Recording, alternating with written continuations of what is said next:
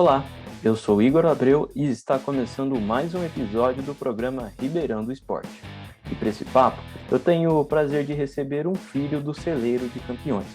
O ex-atacante Lucas, revelado nas categorias de base do Botafogo, também escreveu uma linda trajetória no Atlético Paranaense.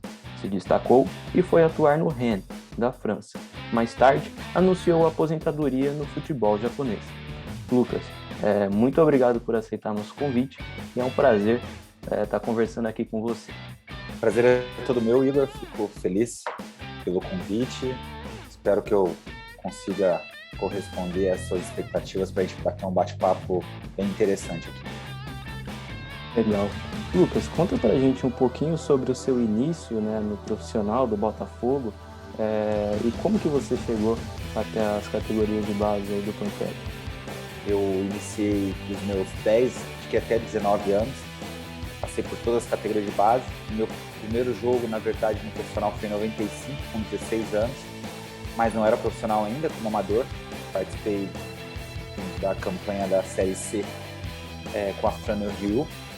Mas me profissionalizei com 17 anos, no ano de 96.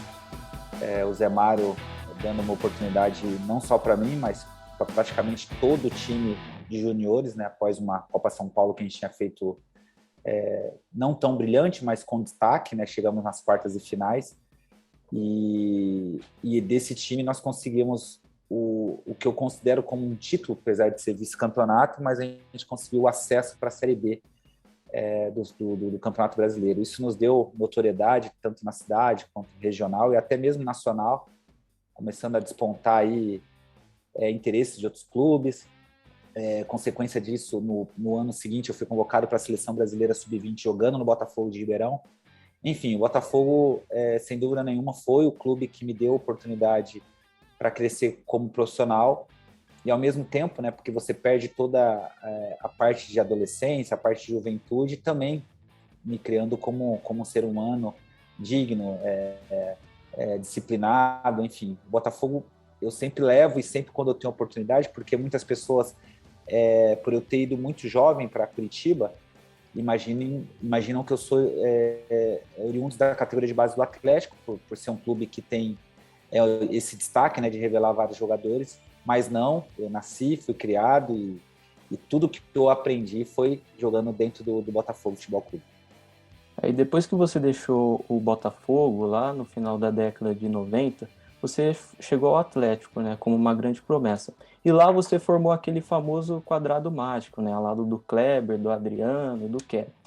Como que foi essa primeira experiência num time com a expressão que tem o Atlético Paranaense, né? Realmente a história foi bem bacana, porque nesses 2 anos e meio que eu fiquei lá, de 98 até metade de 2000, além desse Campeonato Paranaense, ganhamos uma Copa Paraná, e tivemos aí uma conquista que até hoje é um título nacional, o segundo, né, porque eles ganharam a Série B também em 95, 95 ou 96, eu não me engano, mas esse título da seletiva da Libertadores foi uma mini Copa do Brasil. Os clubes que não tinham se classificado, que antes não eram pontos corridos, eram classificatórios, né, os 8 primeiros, e os 8 que ficaram após ali, né, do 9º ao 16º, disputaram esse campeonato, e ainda pegando os que saíam desse mata-mata entre os 8. Então foi uma mini Copa do Brasil, nós eliminamos Portuguesa, Curitiba, que é o clássico, né, o Atletiba, Internacional, São Paulo na semifinal e a final do Cruzeiro, no qual eu fiz 3 gols no primeiro jogo e perdemos o segundo no Mineirão, mas levamos o Atlético para a primeira Libertadores. Então tudo conspirou para que desse certo. Eu fui o autor do primeiro gol da Arena da Baixada. Enfim, tive jogos memoráveis dentro daquele estádio. Até eu sair em meados de 2000, era o maior artilheiro da Arena. Enfim, foi realmente uma história, apesar do curto tempo, né, só 2 anos e meio, mas muito intenso.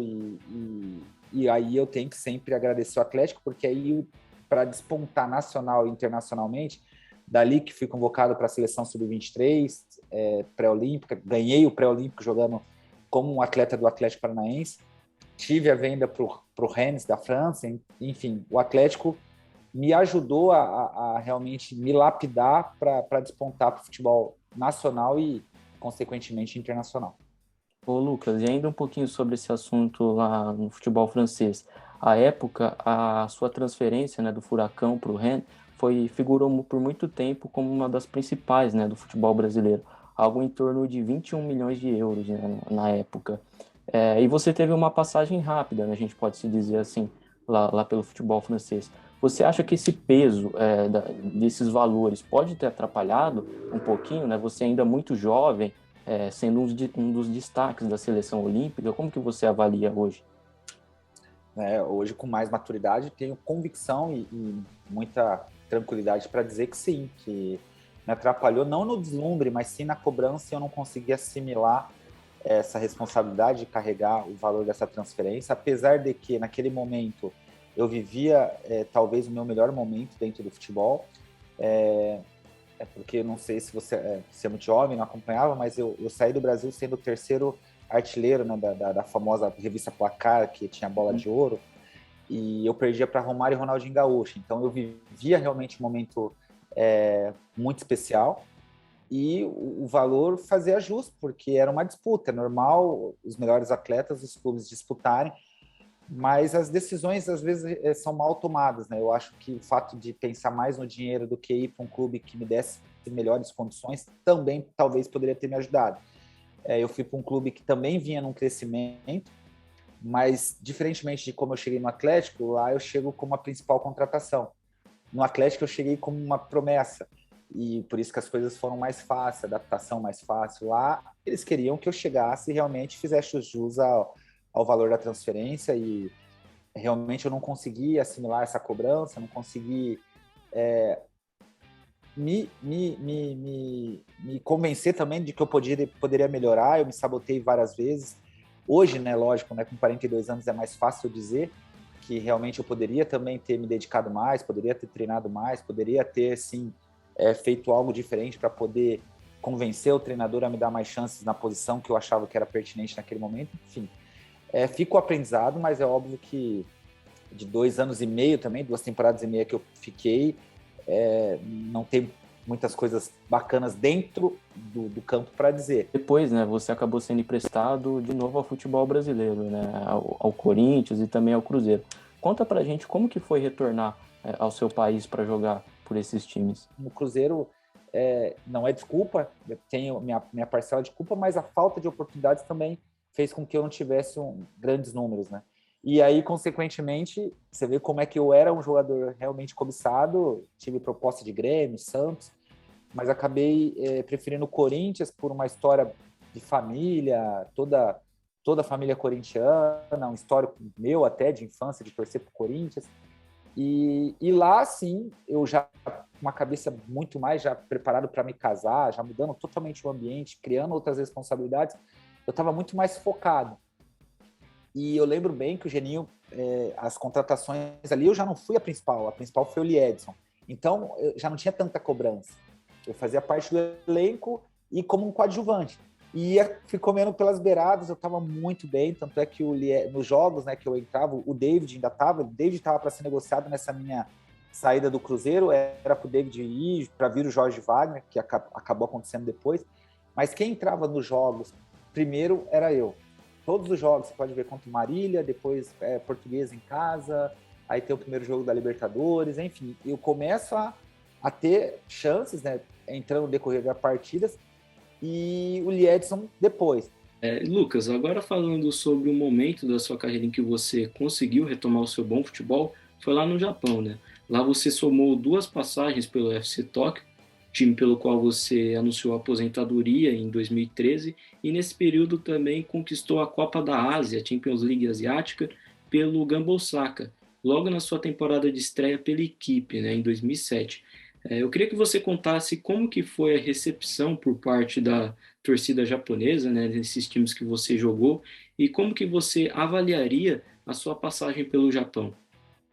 Foram 10 temporadas, né, 9 anos e meio, e assim, no Tóquio principalmente, onde eu fiquei 6 anos e meio, tudo aconteceu, conspirou para que desse certo. Eu já muito mais maduro, casado, ciente de que eu precisava melhorar a minha postura como um atleta, como um homem, e eu chego no Japão em 2004, tinham 3 jogadores ou 4 que eram da Europa, assim, e eu sei que não somente eu, mas todos os brasileiros e estrangeiros, nós participamos de um ciclo ali de criar jogadores japoneses, porque antes o Japão ele tinha o instinto de contratar jogadores estrangeiros, mas enfim, de carreira, até para popularizar e fazer um marketing do futebol japonês. E a partir de 2004, onde os valores são menores, assim, apesar de eu ter sido comprado, né, é uma negociação que o UFC Tokyo me compra do Rennes, mas não existia mais aqueles números, aquelas transações glamurosas, que é trazer Zico, trazer Careca, trazer Leonardo, Zinho, Evair, enfim, uma infinidade de nomes que tinham espaço para jogar na Europa e estavam encaminhando para o Japão. É mais ou menos o que acontece hoje, né, de ir para a China, assim. Bacana. Ô, Lucas, agora que você está aposentado, né, eu acho que não tem tanto problema você falar. Em algum momento existiu alguma conversa para você se aposentar no Botafogo? Algum momento passou isso pela sua cabeça? Em 2011, foi uma passagem aí, por isso que eu falo que foram 9 anos e meio, né? Quando eu tô meio de bom humor, eu falo 10 anos, mas na verdade são 9 anos e meio. Quando eu faço 7 anos de Japão e mais 2,5 de França, eu meio que cansei e quis voltar para o Brasil. E a minha pretensão era terminar no Atlético Paranaense. Eu vim com essa cabeça, estava com 32 anos, falei, vou jogar mais 2 anos, com 34 eu encerro no Atlético. Então vim com essa consciência, vou querer parar lá no Atlético. Por que Atlético e não Botafogo? Porque eu imaginava que ali eu queria morar muito em Curitiba, então eu queria adaptar meus filhos lá, a minha esposa, enfim, mas deu tudo errado. E eu aposento em 2011, uma coisa que passou ali, eu aposentei e voltei depois para o UFC Tokyo em 2011, já naquele ano. Fiquei só 5 meses jogando, parei 2 meses e voltei. Nesse intervalo, que quando eu parei de jogar em 2011, surgiu sim aqui em Ribeirão um movimento bem pequeno.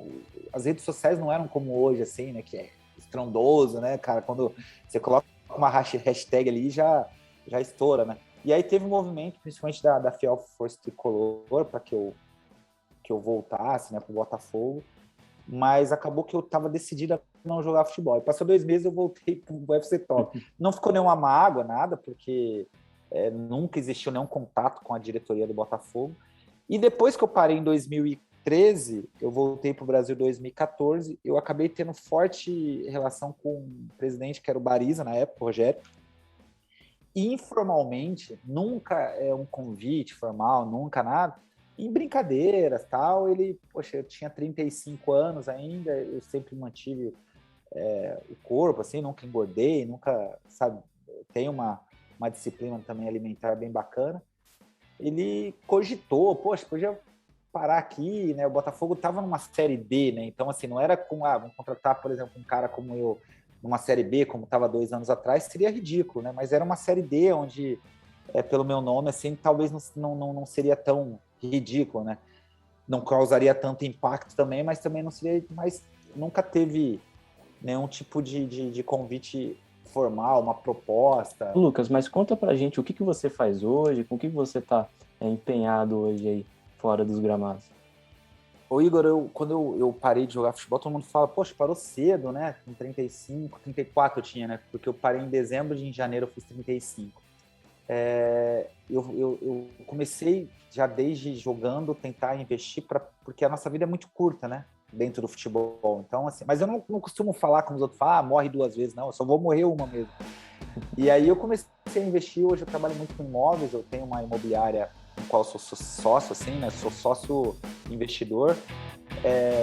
Tenho uma construtora em Curitiba, com sociedade com o Cocito, que é um ex-jogador aqui da nossa região, que nós viramos irmãos, né? Sou padrinho de casamento dele, ele é meu padrinho, jogamos juntos no Botafogo, no Atlético e no Corinthians.